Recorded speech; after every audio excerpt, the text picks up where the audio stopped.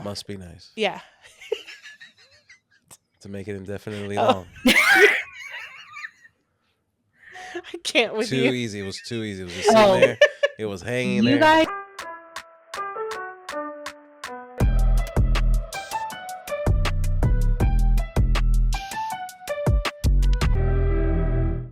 Welcome back to the Riley Black Project, Crystal and John. Hey. What's up? Oh, you know. Sick. Yes. We are sick. Same if you can't old hear shit. it in the voice, I don't really get He sick doesn't all usually too get often. 'em. Yeah. Although I feel like I've done like 3 You get- episodes sick, so Yeah, I you can't get really 1 say in that 5 of the colds. Yeah. I get 5 So out of you 5. get all of them. So that's the elephant in the room. Yep. We had a great time at Podfest and a lot of stuff. But we'll get to that. We'll get to that. And here's some future. What? If you're listening on Patreon, APA is around the corner. And Holy crap. if you're listening on general admission, we just got back from APA. No. Yes. Not back. The 3rd? No, the 3rd. No. We just had the Sacramento meetup and we're going and APA is going to be the following day. Oh, okay. So Yeah. if you're listening general admission day of, it's tomorrow. Yeah. Shit. APA That means is it's tomorrow. really soon though. Right, yeah. I'm not ready. This episode is brought to you by Katie from Monarch Pine. I was actually just talking to her yesterday. nice. She's also not ready for APA. So Yeah, that's good. whatever you see Yeah. there, just know that we pulled it all together at the last minute. with like days. Yeah, which there was some planning ahead, but man, it's just there's just so much. But anyway, Katie with Monarch Pine is giving everybody 10% off if you're general admission, more if you are a patron. So make sure to go check the group for that code. But for general admission, it's 10% off with code Riley Black for findings and jewelry blanks. monarchpine.etsy.com. That's right. A lot to talk about in the life update, so stick around for that. Yes. But our guest today. Yeah. Our guest today. Canadian, eh? Canadian, eh? Also, much like us, and like you, if you have your fiber, you're in love with it. Yes. Because it's pretty awesome, especially if you have those I need her help. settings down tight, so it makes We don't. all those like cool noises. Yeah.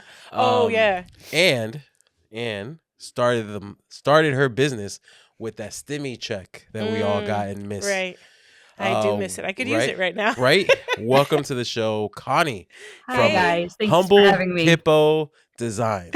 Humble was it? Hippo Designs and Fiber Laser Focused is my group. Oh, Yes, okay, Fiber yes. Laser. Now, you have no idea how much I wanted to introduce you as Hungry Hippo. Yeah. It's Right. that humble. It's that Yeah. H. Humble. It's Humble. like, I Humble. totally want to say hungry hippos. I know. That Well, I game am is It's kind of awesome. always though. hungry, like a hippo. So Hey, that- Same. and I'm built like one, so. same. Aw. So, we met. I didn't know that we already met at Next Level. Yes.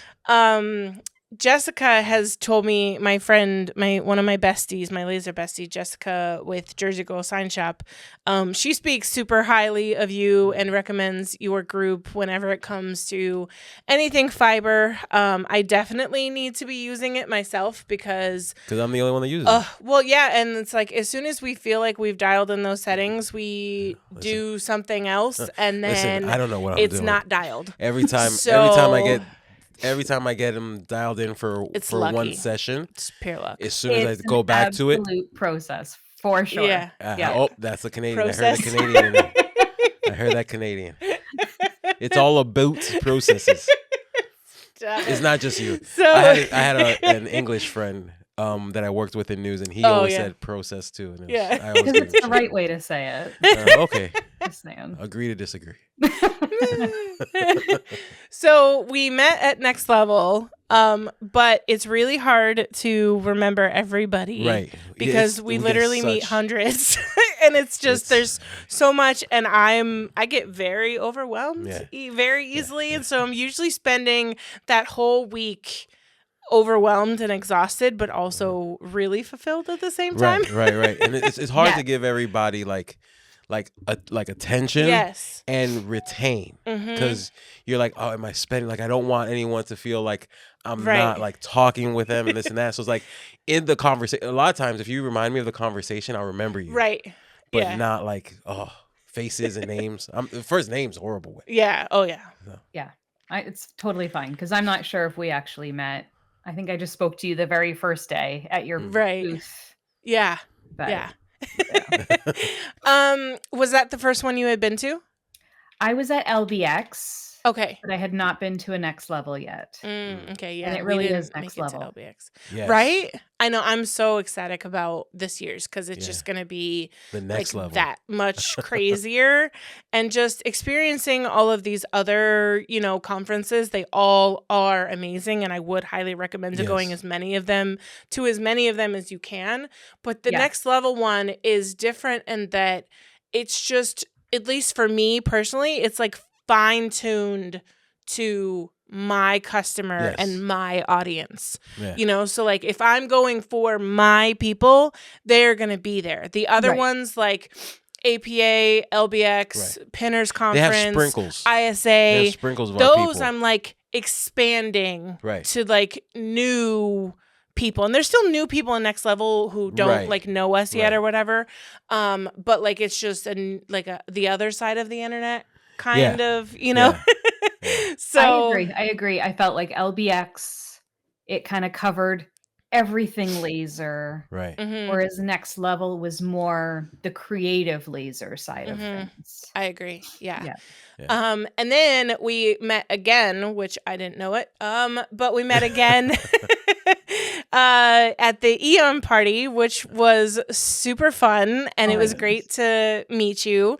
And I'm glad that we could kind of like you were really nervous about being on the show with us, which you're not alone in that. Many of them are, but I always swear, I'm like, I swear it's just like talking to a friend. Like we're just literally hanging out and it just happens to be we're in recorded. our garage. You're in your spot. Right. Yeah. No, it's just seeing myself, right? If I should really just put a sticky note over my face. A little stick figure on only on the screen and not the camera. Right. Yes. There you go. Defeats the purpose. I'm not used to being on this side of the camera. Yeah, for sure. So tell us about I guess when I know you got the laser around the stimulus check time. But what made you get it and what were you doing before you got the laser? Oh wow, that is loaded. I've done everything before lasering. When we moved to New Jersey, I was homeschooling my kids. Homeschooled for on and off, in and out of public school and homeschool. I make my own body products. So I had an Etsy store and local deliveries of chapstick and hand creams and body butters and stuff like that. Nice.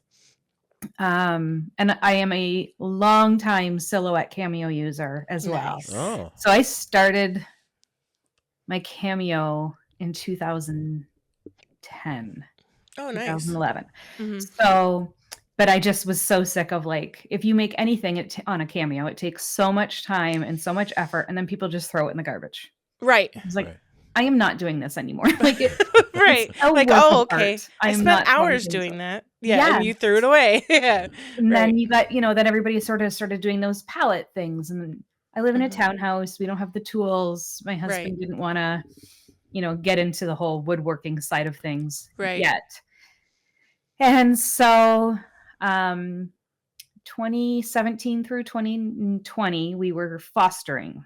And we had a set of twins with us for over a year. Wow. And in November, we found out they were going to go home to mom, or September, October. Oof, and I was like, tough.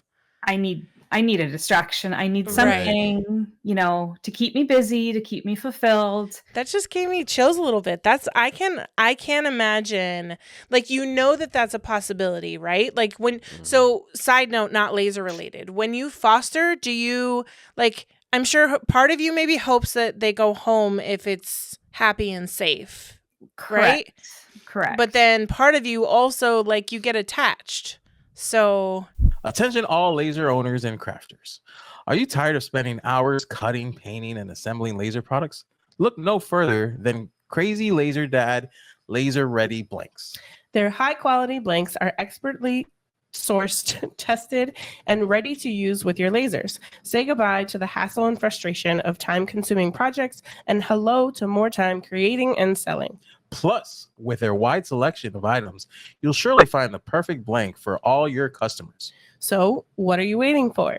Visit crazylaserdad.com today and take your laser crafting to the next level with their laser ready blanks. The Riley Black Project is sponsored by Cuddle.xyz. Cuddle lets you instantly generate personalized SVGs. Just type in the name, choose your options, and click download SVG. It's that simple. I make tons of keychains and small items that require welding, node editing, connecting dots on the eyes, and the most tedious step, adding score lines. But with Cuddle, you just type the names and you're done. Just go to the website, cuddle.xyz. And use our coupon code RileyBlack for 10% off your first month or year. Well, all of you gets attached. That's Right. how I feel like you're doing it right. If you're Right. attached, you're doing it right. Yeah. The state, they tend to talk more than they should. So they basically dropped them off and they were like, every time they'd come, they'd be like, are you going to adopt? Are you willing to adopt? Are you going to adopt? Are you, and the Right. situation they came from was very, very tragic. Yeah. So they were about 7 weeks old when we got them. Oh. And yes, so we anticipated them staying. We really didn't expect them to go home ever. Right. And when they just said that they were going to reunify, that was like, you have to shift everything. Okay. Right. So now I've got 5-6 months. Everything that I do has to make it easier for mom when they do come home, because they're 1-year-old twins. They're like chaos busy. Right. Yeah. All right, let's get them, eating with forks and spoons. Let's get them sleeping through the night. Let's get, these little things down so that mom can have a successful reunification. Right. And then fortunately for us, we were able to build a relationship with mom. Good. That's good. So we still see them. They still call us mom and dad. They're still, I love That's that. awesome. they're still like my kids say they have 3 siblings each, not just each other. And yeah. but I knew they were going home, and I was Right. like, I can't. And my kids were in public school. I said, I can't just sit at home. Right. Yeah. You're going to go from like 2 busy, like babies to like quiet. And I homeschooled for most of our journey with them. So it was really 4 home. Right. Yeah. And then I was like, I'm going to have no one home. Yeah. Right. And then I was like, I can live with that. Right. Then COVID hit and I got 2 weeks alone. And then the world shut down. So we had ordered a Glowforge. Mm-hmm. I don't know, November, December, however long it took to get them back then. Yeah. And it was delivered early June. So I had a few months of chaos with the world shutting down. And then in June, we started our business in the laser world. I loved my Glowforge. Yeah. But yeah, it started for me as a form of therapy. Right. Yeah. Because I didn't know what else I was going to do to keep my mind occupied. Yeah, for sure. We, at the time, I had intended to see where it could go with the business, but it wasn't like, I didn't know where it could go. Like, again, my motivation behind it was contributing to the household, a couple $100 or, taking care of a couple bills, giving me something to do, giving me something to be creative with. I was staying home with our oldest. Yeah. He was 1 at the time. And so it was like, I did kind of intend to make it a business, but I didn't have like all this crazy pressure of like, it needs to be like super successful. Like, this is going to replace everything. It was just really to help out with bills, but it really was like it was a good therapy. It was great to, I always loved giving handmade gifts even before the laser. Mm-hmm. And so I loved, like, I could step that up. Like, it was handmade gifts, like, on crack. And I just loved, my intention every time was in a nice way to make them cry happy tears. That's exactly it. If they're crying when you give your gift, you succeeded. Yes, I'm always and to outshine everybody else, right? That's just the added bonus, right? I'd always be sitting there like super anxious, like, oh, they're gonna open my next. I wanted it to be like towards the end or maybe like the last one. I didn't want it to be the first one because then, then it's like, oh, and then, that's a lot of pressure for everyone else. And she wants to size up the competition too. I do. Of course, and then of course. hearing you made that is like the best question. Oh my gosh, yes. I did. I get that. Yes. It's so great. That's hilarious. So how long did you have your Glowforge and like what were you making? Like did you have an idea of like what you wanted to make or were you just kind of like throwing things against the wall seeing what would stick? That's exactly it. It was like noodles and noodles and noodles, and it was a lot of local stuff. But really what happened was I designed this very simple ornament because of COVID. Mm-hmm. And I listed it on Facebook Marketplaces where I really got the biggest boost from it. And there's no masking what a great teacher you are. And I HTV glitter on a mask and attached it to the ornament. I love that. And I started out at $12 and I sold over 100 in the first night. Holy crap. It was insane. And I'm like, shoot, I have a Glowforge. Yeah. Right. So we just kept upping the price and upping the price. By the time we got to $20, I'm like, okay, Dave, it's got to slow down. Like we just can't up at this pace. Facebook was like, saw how much traffic it was giving me and they were getting from it. So they threw a $10 coupon at it. And so they funded the $10 coupon for every order. So then my orders just went through the roof. Oh my God. And we sold 1,000 ornaments. Holy crap. We did ones for like hospital staff as well. So like no masking how essential you are. And it would be janitors or doctors or I love the play on words. That's anything. Awesome. And we sold over like 1,000 of them. So I was sleeping in my basement beside my Glowforge. Right. And it would beep. I'd switch out the board. I'd lay back down for an hour because it would take an hour to do 12. Oh my God. Oh. And a little blurb at the bottom. Do not recommend sleeping next to your laser. Do not leave your laser unattended. I mean, listen, if you're sleeping next to it and it starts getting hot, something's up. Well, you're gonna smell it. You're kind of like half awake that you can hear everything. I don't know. Yeah, that thing is loud. I mean, listen. Disclaimer: don't do it. The fires are quiet. I've literally seen the fires be quiet until if you're laying next to it. Well, yeah, but that also means that your house is on fire. No, just the area. Potentially. Just the area. So, don't recommend it. Engraving is like the safer time of the cutting, but if you have some masking, peel up. I didn't because I was using whiteboard. Okay. So I didn't have to worry about that. But you're right. Okay. But carry on. Yes. More time to engrave. Yeah. So we would take shifts and I would pay my kids like you're sitting down here watching TV on your phone. Here you go. You're going to watch the laser and flip the boards. Yeah. But ultimately we ended up making like $20,000 in sales. That's amazing. And the whiteboard was like $3 a sheet for 2 by 3 at that point. Yeah. So it was like all profit minus my endless time. Yeah. And so we were like instantly, we found Emily online and I showed, a couple YouTube videos and he was like, well, how do we say no to that? Right. So 2020, we ordered our Mira. Nice. 7 and it was paid for by those ornaments. It was fantastic. That's so great. But it was quite some ride getting there. I bet. Yeah.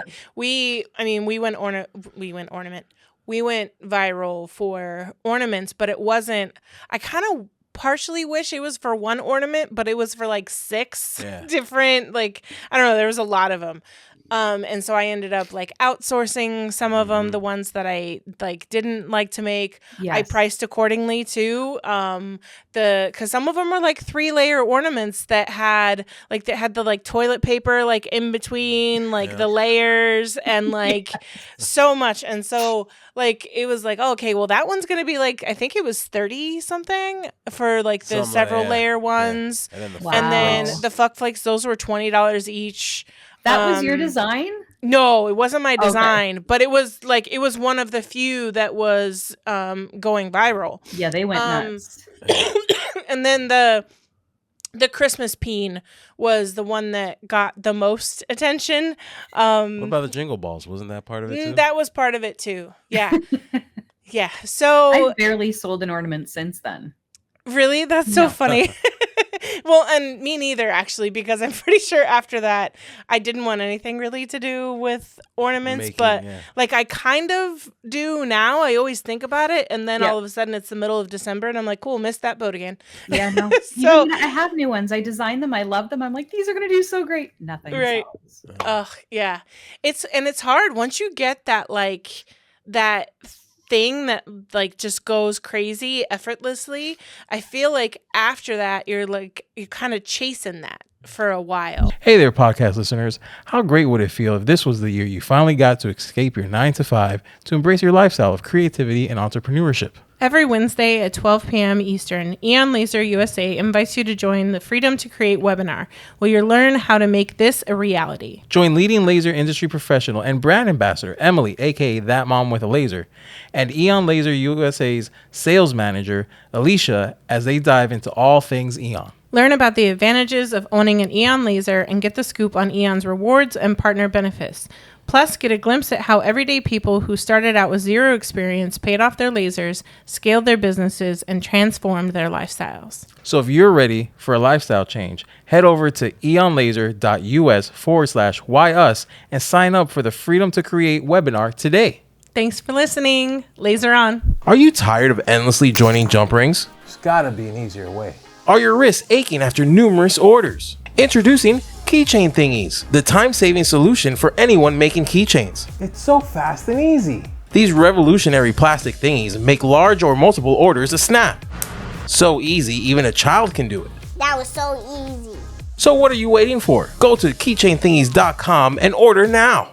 Keychain Thingies will change your life. However, they should not be used to cure any medical ailments, repair broken relationships, or help lose weight. Do not use Keychain Thingies unless you want to save time and aggravation. Yes. So that's my number one seller. It's literally, we were mentioned on the Pioneer Woman's blog.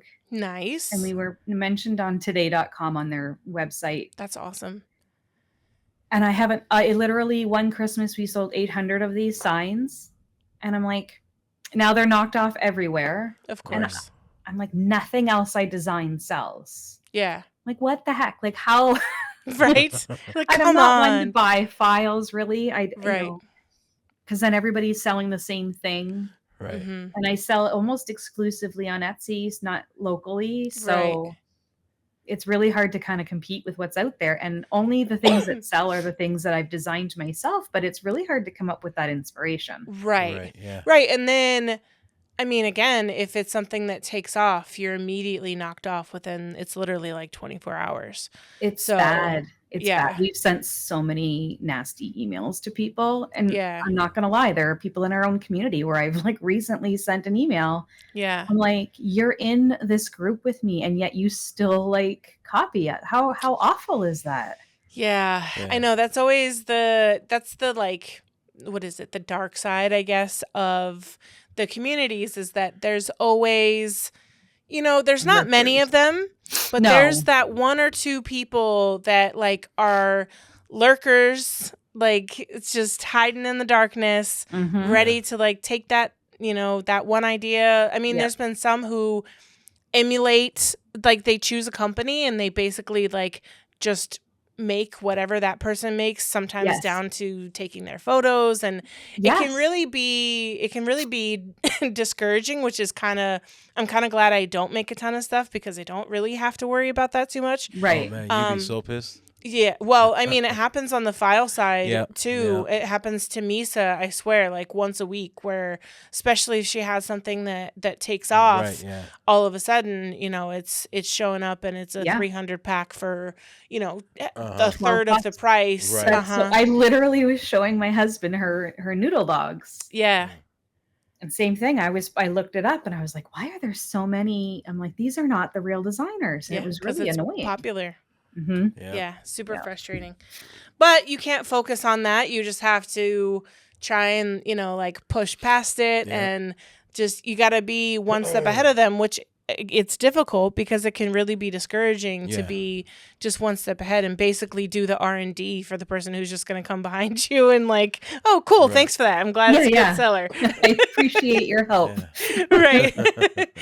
So, do you still have the same Mira 7, the OG? I do. Nice. I love my Mirabelle, but I like saw the name. the Redline 5. Crap, that thing's cute. Isn't it? Like the little tiny she's pretty filter adorable. box and the little tiny air compressor. I'm like, yeah, she's pretty cute. She's already neglected though. It's been a little bit crazy. you need me to take care of that for you. I mean, if you want to fly down to Florida, you can come, like, you know, show her some attention. But I'm not gonna let you foster her. I'll let you babysit though. I'm better at fostering. I understand. Yeah, no, we plan to move south in the next few years, nice, possibly sooner. And so I think at this point we'll just continue with Mirabelle until we're ready to move, and then kind of coordinate it so it gets delivered to the new house and we sell this one here. Nice. That would be a good idea, because it makes me nervous to transport them. Listen, we moved 2 hours with the Mira 9, and they were getting her. And the truck had a flat tire. Oh my God! Well, before they even got it onto that truck, the lift gate was super sketch. Yeah. Super sketch. And I was like, oh my God. It was an older truck. And then this was all before I had heard basically moving companies are like 90% of them are scams. Yeah, now, and holding your stuff hostage. Where they quote you one price, show up, tell you another thing when they already have all your stuff on the truck. And then, like, you know, Oli from Copper Cactus Collective, I was watching his situation unfold, and I was you told me it was a thing. I didn't know it was a thing. Oh my God. I was so anxious for him, and there's so many people in the comments who were saying how, like, it's just a thing now. It's just a common moving company scam. And put air tags in your stuff. Yeah. Well, and his stuff, like, it showed up wet and damaged, and some of it was missing. I mean, our stuff also showed up. It took them 3 weeks. We're a little wet too. Yeah, it took them 3 weeks to finally deliver their stuff. Well, where they were storing it. They were storing it in, I don't know what they did to his poor stuff, but yeah, a lot of his stuff was just. I was wondering how our boxes destroyed. Got wet too. Yeah, that's true. I don't know. Yeah. But yeah, so I highly recommend the swap because it would be a lot. And honestly, if we had a larger space, I would still have the Mira 9. Yeah. There's absolutely nothing wrong with her. Yeah, no, they're great. They're great. I wasn't using her to her full potential, so I was like. Yeah, I don't know how often I've ever even used the full bed size.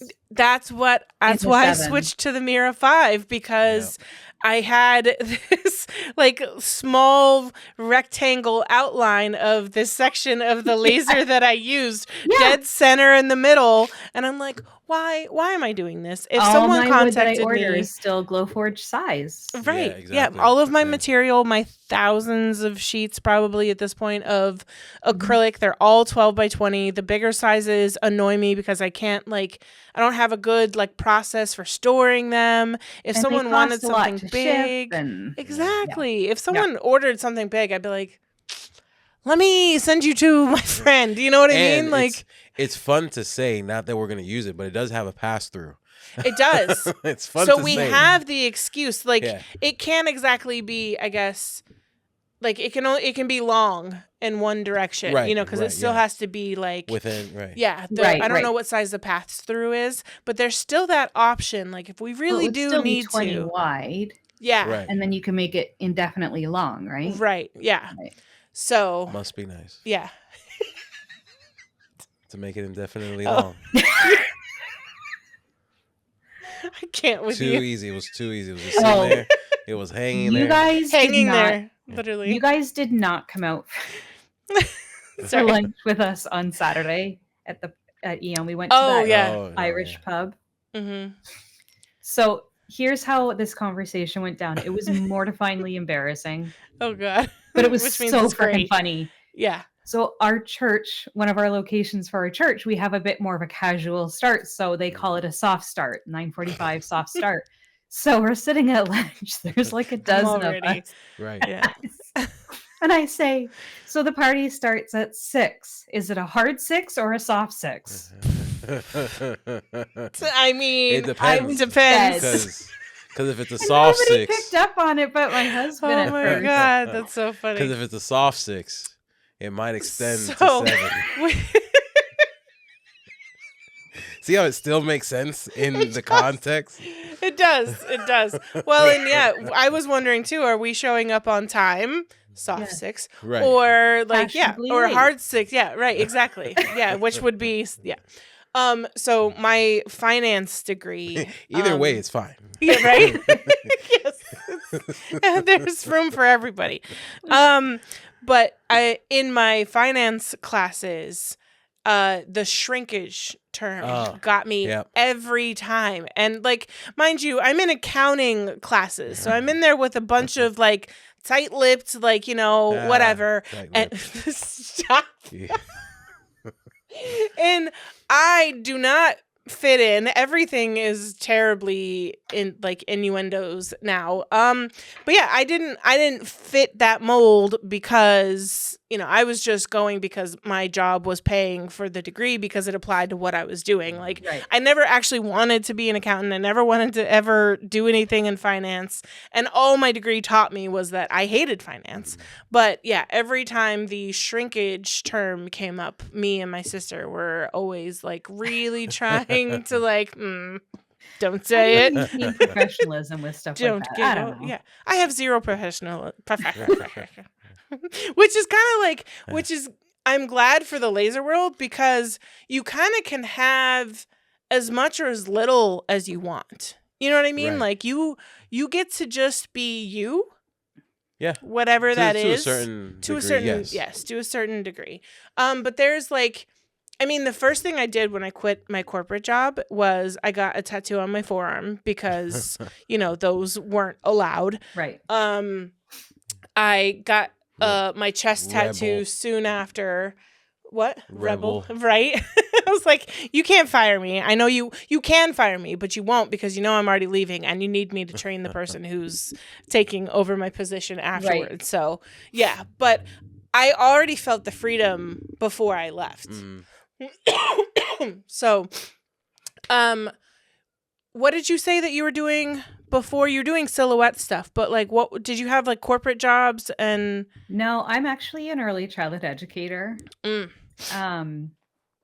So I've nannied, I've worked in childcare centers, and Nice. then even before I had kids, I had a childcare program in my own home where I had 5 Oh, kids wow. come.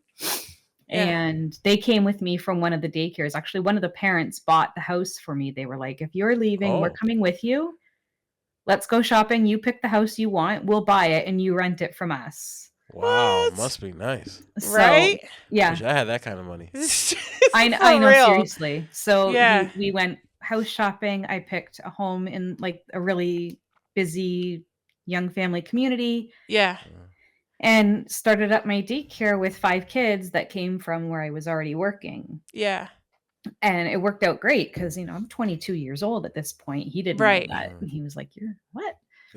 And so I ran a daycare for basically, I did it so that I could stay home with my kids and make money. Yeah. By the time I had my kids, I didn't do it Right. anymore. So Yeah. homeschool, yeah, Yeah. random That's little awesome. side things. I was always working, making things for other people, Yeah. some Yeah. capacity.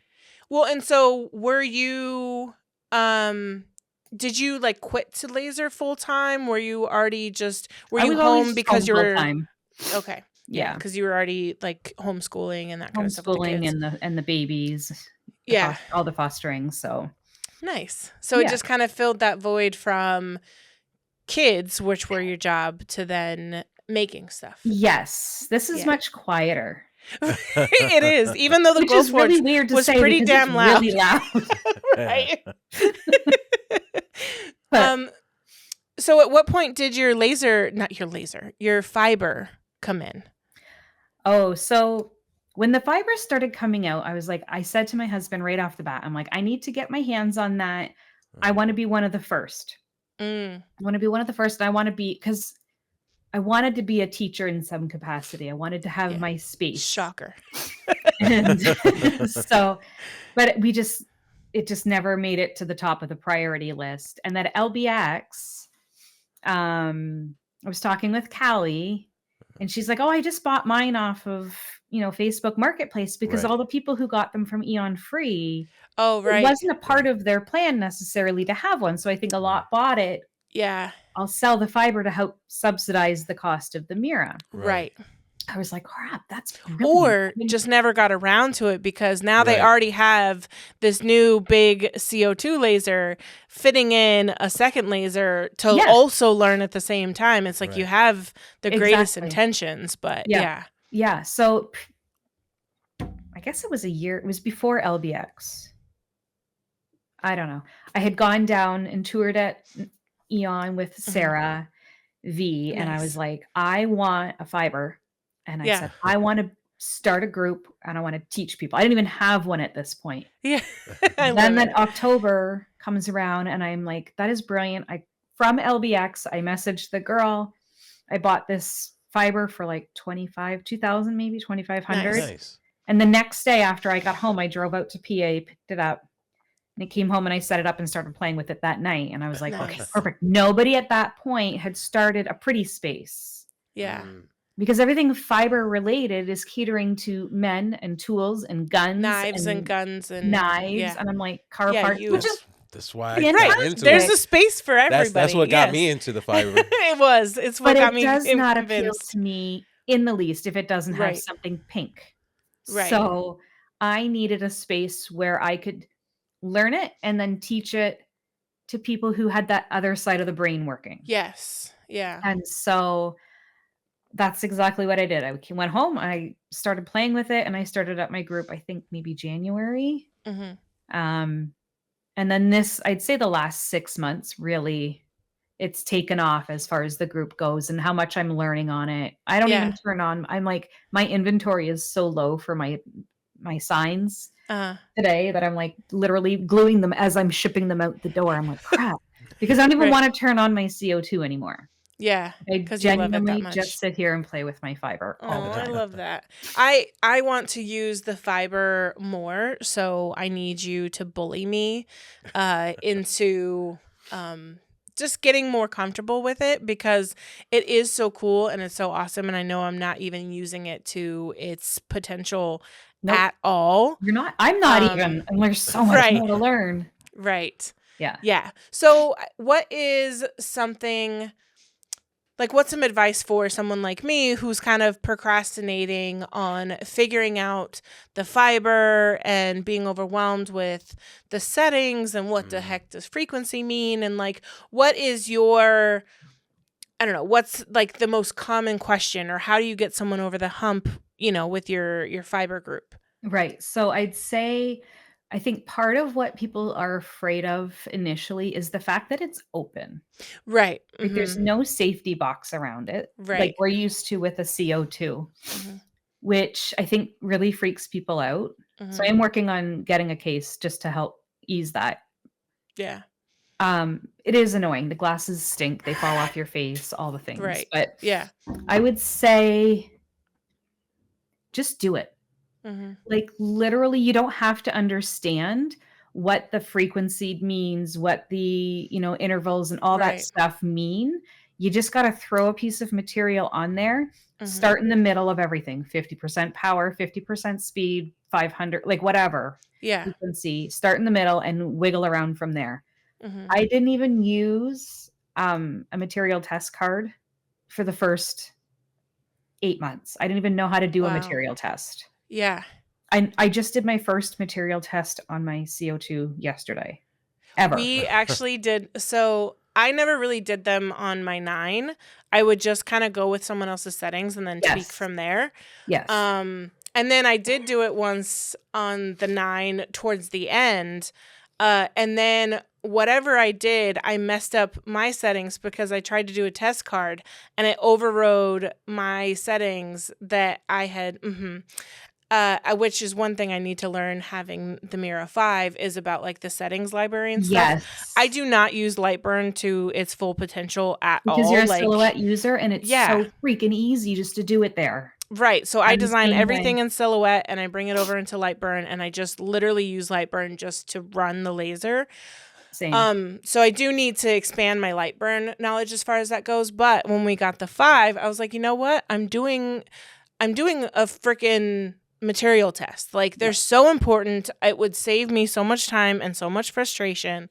And so I like looked it up and I literally had like 15 minutes before my nail appointment. I'm trying to like hurry up and I'm like YouTubing this, like, oh, where do I set, like, how do I do the settings? You know, what is, what settings should I choose? But it really, and I want to plan to get in that habit because you really will save yourself some of the frustration of starting testing, changing the settings, cutting again, you know, doing all that crap. One thing that isn't on the material test, which I guess you could do on like a custom one, that Kathy Ray tends to recommend is, especially for cutting different shapes. So the material test cards, for the most part, they're rectangles. Right. And that works, but you also kind of want to test a circle or like a snowflake that has like kind of more intricate, because like the settings that work for a square to pop out is not going to always be the same on every material for something that's more intricate. Right. Prime example, the fuck flakes. You want to slow that down. They were, and not too slow, because that's how a lot of people had fires in their Glowforge because they left them unattended. It was a really thin, like intricate design. Yes. And so that acrylic would get hot and then there would be a fire.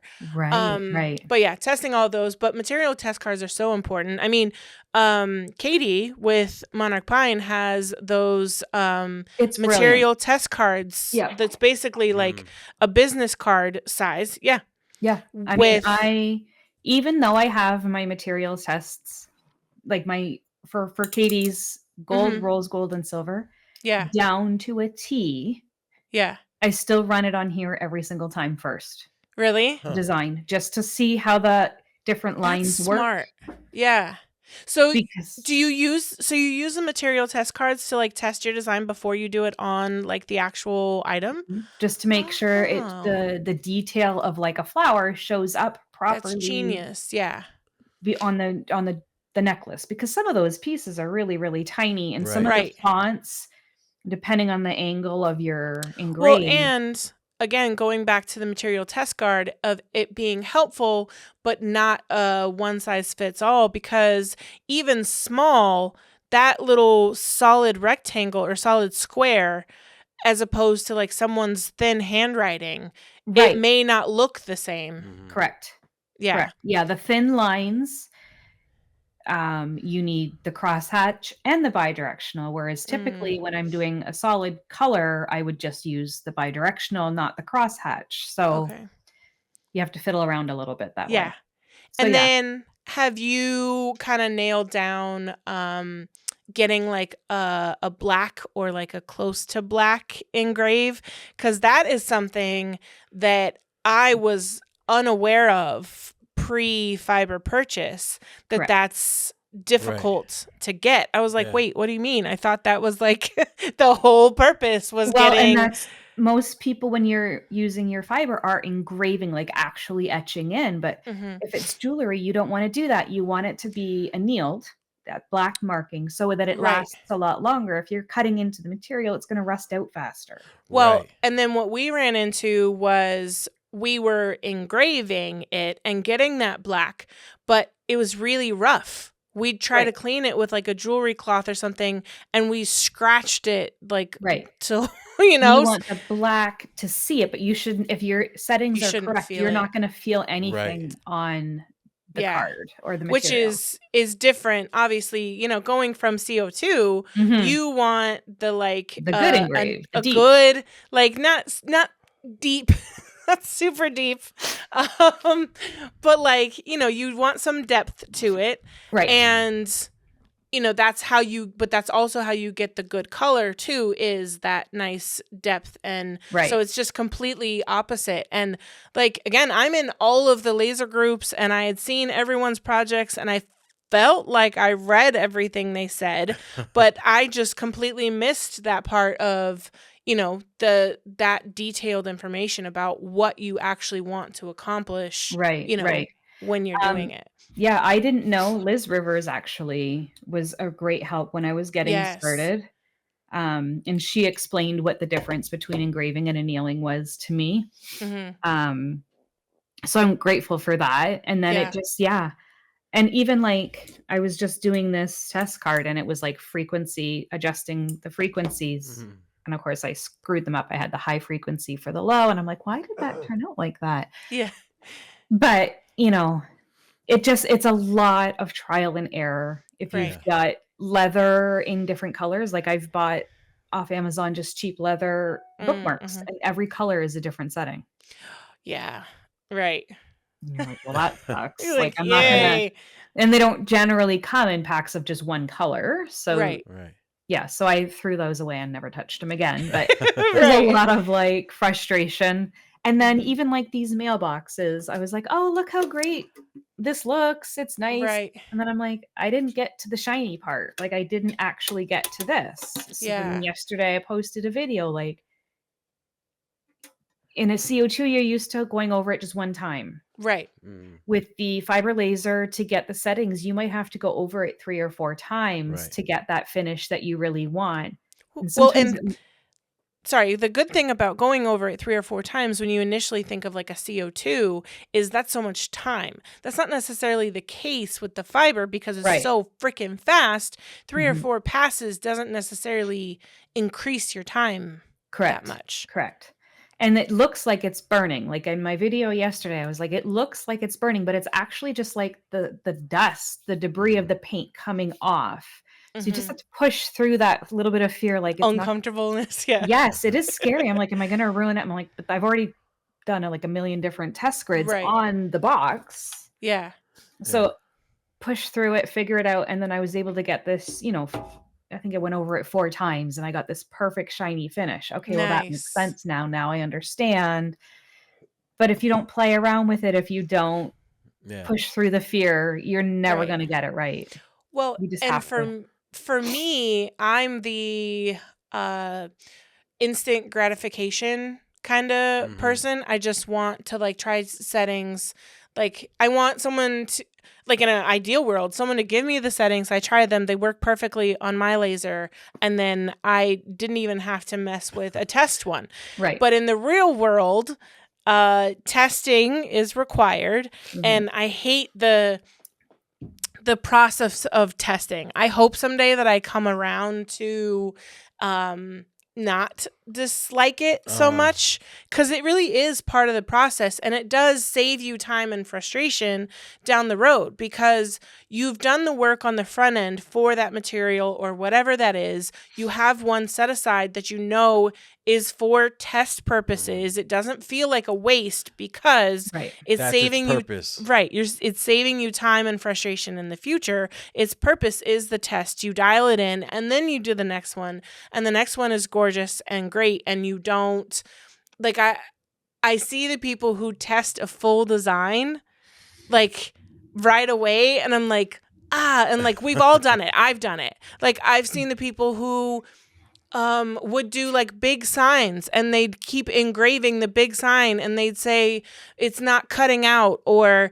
the engraves don't look good, and I'm like, then why did I've wasted 3 sheets, and I'm like, why did you do that? Like, why didn't you do like the first sentence and like some test cuts, like run the material test, which again I just did, but but you I don't know. I think there's a lot of satisfaction in figuring it out for yourself too. Like we are all into this immediate gratification, and you see it even in my kids. Like they just want to know how to do something right away. I'm like, just take your time and figure it out. Like knowing that you did it yourself. Like I share my settings for Katie's material because everybody's using Katie's material. So that part doesn't bother me, but like, well, and but every laser, every laser is a little bit different though, because like you can share settings, but every time I see someone sharing settings, which I share them too, but every time I do, I let them know like this is a starting point for you. Yes. Like this, you take these settings. You take these settings, you put in, that's if you have the same laser, the same wattage, the same humidity, like, you know what I mean? And in the fiber world, the same lens.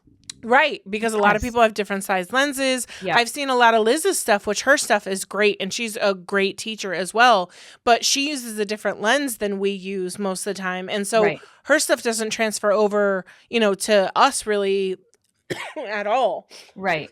Excuse me. She's got, I believe, she has a 50 watt. Yeah, and we have a 50 watt as well, but she uses a different size lens than we do. I don't even know what one we have and what she uses. I mean, it might just be the other one. I don't think so, because I thought that too, and I was like, hell, if I can just switch it to the other lens and use Liz, you know, again, all of this is in avoidance of testing. I know. Well, and I did test, but even the testing was a little bit, you know, difficult. It's tedious and time consuming. When I test from like 0. I have no idea what I'm doing. Right. So he tested one, so I test, and it was like going through the little metal business card, and he was like, I think I burned too much right power through it my first time. Yeah. As a matter of fact, I have 2 of the little boxes for the material test on the actual He's like, what do you call it? It's not the plate or whatever. The bed, right? Yeah, the bed, yeah. I've got so much. I call it graffiti. She got mad at me. I did, because it's like, so nice I'm and like, pretty, what do you want me to do? and clean and black, and then I have like gingerbread because I cut through leather on my fiber, and like it just leaves like a marking. Yeah. Like I've got flowers. That's and a well-loved and laser, footballs. but you know, right? Exactly. Yeah. Yeah. So, but yeah, just doing the testing and trying to figure out how, like, yes, it's an investment in your time and in your materials, and it really is beneficial in the end. Jump in.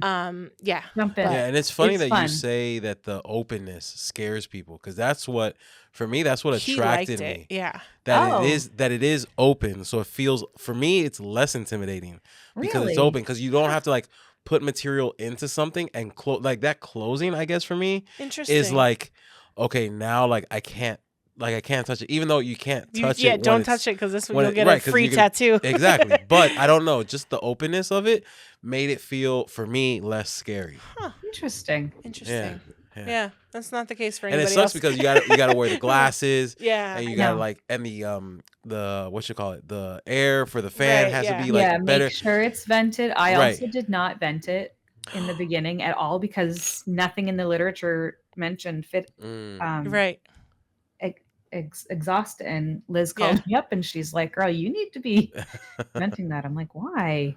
And, you know, and even recently I was like, do I really need to turn the fan on if I'm annealing, because I'm not cutting through, so there's no particles, but the gases are still coming out into the air. So like I'm like, I feel the same way. Like when I was doing the pens, all the pens for Dre on there. Yes, it's hard because like the pen, it's just a hashtag saying. So it's like it's really quick. Yeah, you don't even see like the smoke. You don't see anything. Right. So I'm like.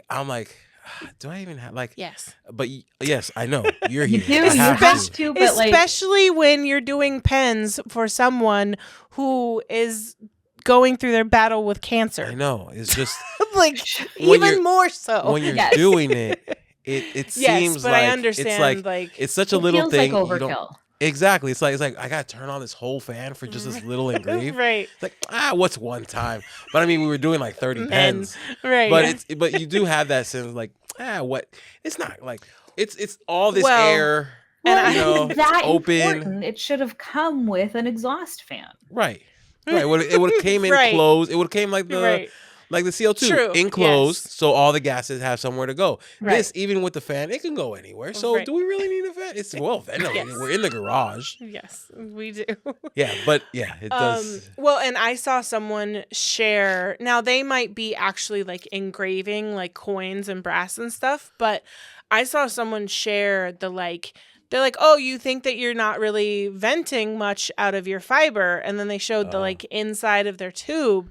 And there's all this tiny little particles. And it's like, that's in your lungs if you're not, you know. I bet it's even worse than the CO2. Well, yeah, because you have to think it's metal particles. Right. Yeah, not just fumes.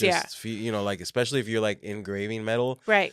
Not just taking like the finish off, and then also too, you're taking the finish off. Yeah, and it seems obvious now that like I'm more in the space, but again, when I bought my Glowforge, I didn't know that it needed to be vented. I had no clue. But again, it's closed, so everything is inside. But then with sanding, I would see people sanding, and I saw scroll past someone talking about proper PPE for sanding. And spray paint. Proper PPE. Yeah. So not all masks are equal for sanding for all particles. Like you have to, when you choose a mask, you actually need to choose one that's for sanding or for paint or for. Yeah. Are we supposed to wear a mask when sanding? Yeah, yes. Unfortunately, unless you do it outside. I do it in my laser bed. Do you turn the vent on? Mm-hmm. Is the exhaust on at least? Okay. Well, I mean, that helps. I mean, listen, I'm not an expert, so don't take my word for it. But you should be wearing a mask. It's freaking cold up here. I'm not going outside in the winter to sand. That's why you moved to Florida, because you can go outside to sand. There you go. It was 2 degrees when I woke up this morning. Oof. That's I'm sorry. Yeah. It was 50 something, and we were like, ooh. Yeah. Yeah, I know. You guys didn't give me a very warm Florida when I was down there. I know. Sorry. I mean, compared to 2 degrees, this is true. It was pretty warm. Yeah. But yeah, I mean, so like those are things I just didn't know until I saw someone like wearing it and then talking about it, and I was like, oh. Like, and once they point it out, it's like, oh, that makes sense. Obviously, all those particles and like you're breathing them in if they're going out. Right. And even outside, like, yes, outside is kind of like your vents. But at the same time, I'm sure like I've seen people sanding and stuff, woodworking when you're, like, outside like this to like see what you're doing. Like you're still going to inhale some of that. So if you want to like have healthy lungs for lungs as long as possible, yes. Because and certain hairstyles that makes sense for me, because if you're sanding clothing, if you're sanding with like an electrical sander or something like that, you'll get like you'll get the dust on your hand and you go like this and then it's like all over. Yeah, that sucks.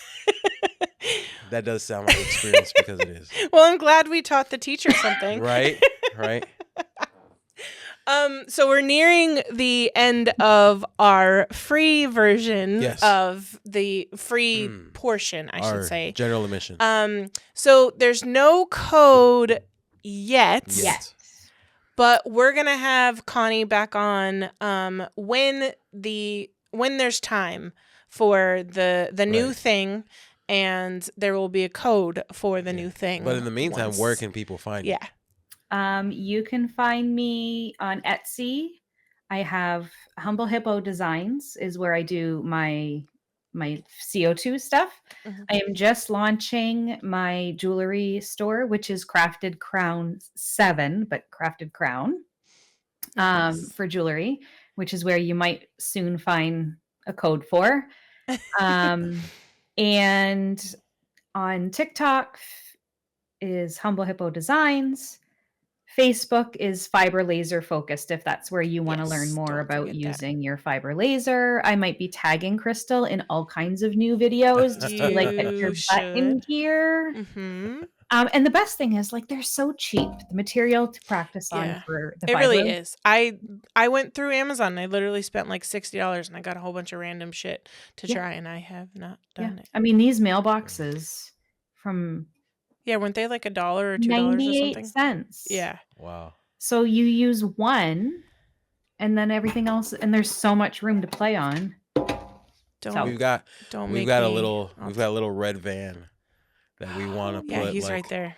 That we want to put a bunch test some things for like. We want to put the new TRBP logo on there and do a bunch of stuff with it. Cute. So that when we get the actual doing like little dinky cars. Yeah, so that when we get the actual car, I don't know about paint safety, but we're gonna. We know what our wrap is gonna look like.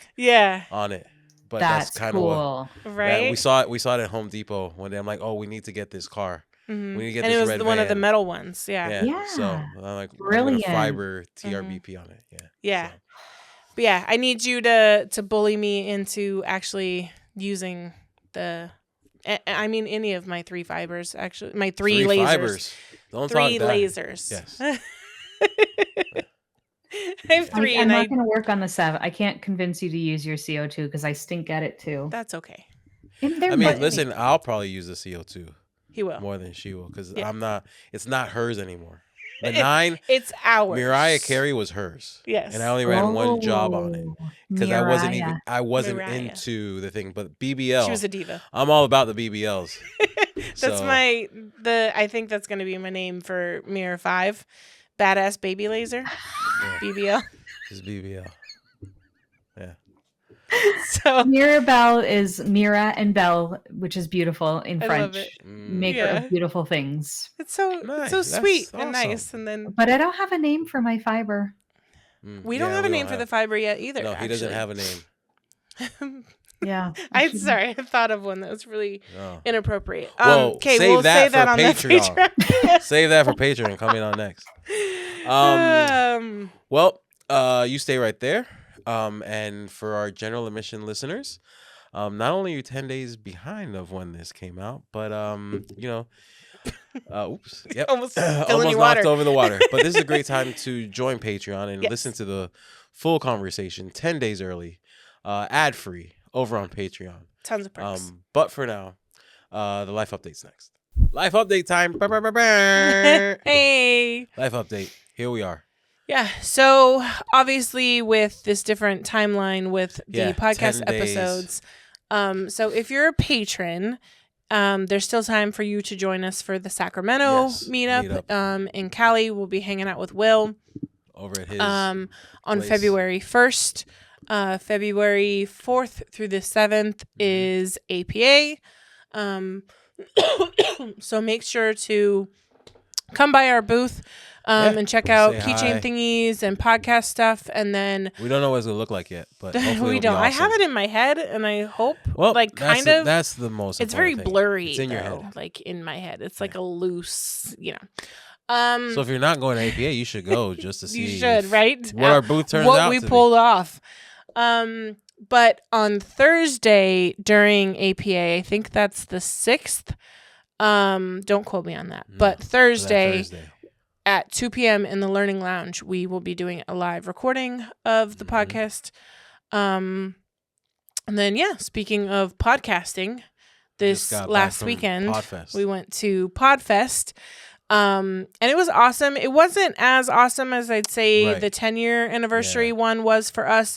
But that one's hard to compare because it was the first one. It was our first. We didn't know what to expect. Right. We didn't know where people were in their podcasting journey. It was funny because... while we would be sitting either in between sessions or at like lunch or just like walking out, because this is how we were dressed. We had the our hoodies on because it was cold. I had the hat on, very branded, very much like we kind of knew what we were. We looked like we knew what we were talking about. This is my uniform every day. Right. So especially people were coming up and like asking us questions about like, oh, what's your podcast about? And like, oh, are you got, like just asking us like. Wasn't there a guy who came up and took a picture of my jacket? Yeah, took a picture of the logo like, because his logo, he's like, I feel like it's missing something. Yeah. And yours pops or whatever for inspiration. So yeah, he took a picture of it. There was one class where there was a group of people, small group, but a group of people who stayed after the class to ask us questions. Yeah, so weird. And that's when I turned to Chris. I'm like, well, looks like next year we're probably going to be talking or holding one of these classes. I did look into it this year. Yeah. Because. That's Panda. Okay. Sounded like your mom for a second. No, I don't think she's home yet. Okay, yeah. So I was confused. I was like, it's not time. Yeah, no, she's not home yet. Okay. But anyway, so I had looked into it last year. Because speaking of the podcast course that we eventually want to do, we have stuff that we can share because we did a lot of it. Like, we kind of just made it up as we went along. Kind of. A certain extent. I had some educated... I had some blueprints from the podcast I hear. Not everything you saw from those podcasts would work for our super niche industry. And so I knew that there were some things that we had to... that we could share with others. And we've had other people ask us. And so I looked into it and, I don't think they pay you, and I don't even know if you get the tickets for free. I think you just get them like discounted. Right. But as a marketing portion, which a lot of these people who are going to these talks, they have a course or one-on-one coaching or some kind of follow-up, and that's how that's what they use it for. Yeah. Right. And so it's a marketing thing for them, so that makes sense. But I was like, we already get like free tickets through our host anyway. I thought she got brave and came in. She didn't. So we get free tickets through our host Buzzsprout, the last 2 years. And so, that just attending a conference and actually teaching at a conference is completely different. Although with this, most of these teachers, they only teach like one class for the most part, or maybe two, but they're like different topics. Yeah. And so you still have a lot of freedom to be able to attend and still teach, which was part of my hesitation. But anyway, all of that to say, we definitely would explore it, in future years. But the takeaway, which is kind of what was already one of my big plans anyway, that we kind of talked about a little bit with the Patreon side, talking with Connie, was email lists and how important those are, and how, so I've had an email list for my Riley Black stuff because of the courses, right? Because that was 101. You needed an email list before you even set up a course, right. And you wanted people on that email list to be able to. Well, and then also too, when you add modules or whatever, you want a way to tell people who've already So, email list was set up mostly for my courses, but I hadn't set one up until the last few months for the podcast. But I was already seeing how beneficial it was going to be for the podcast, and just that communication with our listeners, letting them know about like current events, letting them know about deals that, our guests are giving, who did we have on this month? I don't know how frequent I'm going to send them yet. As I don't know if there's the people who have the interest in weekly emails, or you know what I mean? Like, I don't know if they want a new an email every week when a new episode comes out. If you made it this far, let us know. Would you like a weekly email, bi-weekly, monthly? Yeah. Well, and I mean, I did ask in one of the polls. It's not just for patrons. It's open. The email list will be open to everybody who listens. And I did ask in one of the polls in the group, and the some people did say weekly was okay, and most people were interested in upcoming events and like discounts from not listeners, from guests and stuff. But the problem is, depending on how frequent I send that, like if I only send it once a month, like it's going to be hard to catch all the discounts. You know what I mean? So, but it's something that we're going to look into. It's something that's super important, especially with all the TikTok stuff that's going on. And, anyone who's on Etsy, hell, Instagram and Facebook, you don't own those contacts. Right. And they can be gone literally in a second. So having that email list is your contact, your way to reach out to customers or potential customers. Should something happen, with any of those things, that's how you can let them know, hey, something happened with my Facebook. Here's my new one. Okay, TikTok went down. Here, follow me on Facebook and Instagram. Here's how you can find me, So it's just, and I mean, as much as I hate emails, the emails get me all the time. I rarely unsubscribe, which is funny because the unsubscribes hurt me that much more because I'm one of the ones who who don't like it. You really have to like piss me off, I guess, for me to unsubscribe. I just unsubscribed to one because they were blowing me up. Yeah, and sometimes and there's definitely the levels of too much, and I know I'll never be. It was several a day. Yeah, that's a lot. But just I'm not like a super email person, and so I didn't really see the value in it. But I mean, I've purchased deals all the time that I would not have known were on sale if it wasn't for the email, because it just didn't show up timely in my feed. Yeah. I remember when I first signed up for, it was called Twitter back then.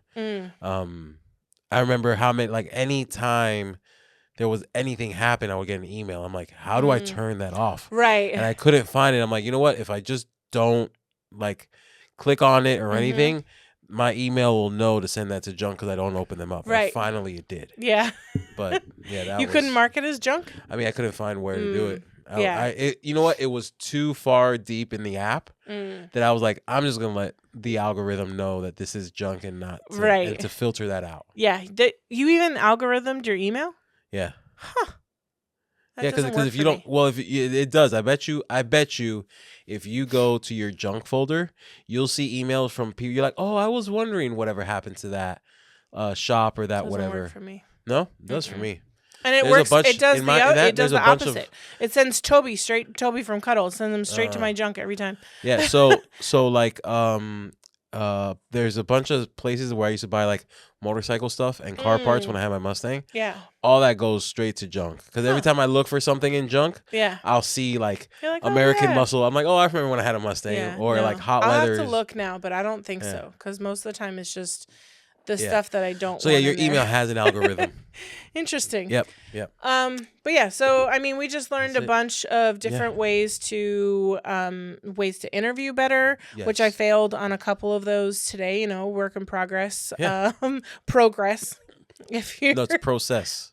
Oh no, progress too. Is also but yeah, just hopefully trying to add more value to make this more awesome for all of you, because if you guys aren't here, then there's no point in us continuing to do this. And to piggyback off of that, we've been pushing Patreon a lot lately and Patreon members and everything. But I want to take this time out just to thank everybody for listening. Everyone who listens, watches, supports us, however you do it, whether it's just watching us weekly, listening to us weekly, whether you purchase things, whatever you do to support, and whether you tell a friend, and you know what, tell a friend about the podcast. Yes. But yeah, I just want to thank everybody because we have been pushing Patreon and getting people to try to sign on to lately. We've been really pushing that. Yeah. So I just want to give a thank you to everyone. Yeah, and we appreciate everyone, free or not. Because without you, there would be no Patreon. Yep. There would be no podcast. So thank you guys for watching and sticking with us. For sure. And with that, it's been another great episode of Riley Black Project. Crystal and John. Bye. Maybe we're all done.